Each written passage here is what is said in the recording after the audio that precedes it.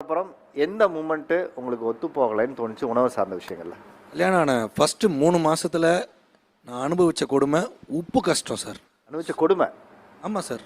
ஏன்னா அவங்க வீட்டில் அவங்களுக்கு உப்பே போட மாட்டாங்கன்னு நினைக்கிறேன். உப்பு இல்லாமல் சாப்பிட்டு சாப்பிட்டு வளர்ந்து எனக்கும் வந்து உப்பு இல்லாமையே போட்டு போட்டு ஒரு மாதிரி சாப்பிட்றதே பிடிக்கல. உள்ளே போய் நான் ஹெல்ப் பண்ணும்போது எதனா டேஸ்ட் பண்ணும்போது ஏன் உப்பு போகலன்னு கேட்டால் கூட எங்கள் வீட்டில் நாங்கள் இவ்வளோ தான் உப்பு சாப்பிடுவோம், எங்கள் வீட்டில் நாங்கள் இவ்வளோ தான் காரம் சாப்பிடுவோம்.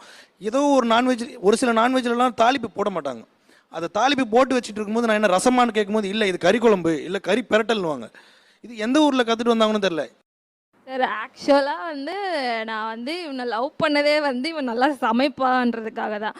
இவனுக்கு நல்லா தெரிஞ்சதாலேயே எனக்கு என்ன ஆயிடுச்சு, ஆப் ஆயிடுச்சு. ஏன் நான் செய்கிறதெல்லாம் இவன் குறை சொல்லிகிட்டே இருக்கான். அதுவும் இல்லாமல் அவங்க பாட்டி தான் அவங்கள வளர்த்தாங்க. ஸோ தனியாக இருந்து எல்லாமே குக் பண்ணி எல்லாமே அவங்களே மேனேஜபிளாக இருக்குது, பழகிடுச்சு. ஸோ கல்யாணத்துக்கு அப்புறம் நம்மளுக்கு அந்த வேலை இருக்காது அப்படின்னு ஒரு நம்பிக்கையில் கல்யாணமும் பண்ணிட்டேன். கல்யாணம் ஆனதுலேருந்து கிச்சன் பக்கம் வர்றதே இல்லை. அவனுக்கா தோணுச்சுன்னா வருவான்.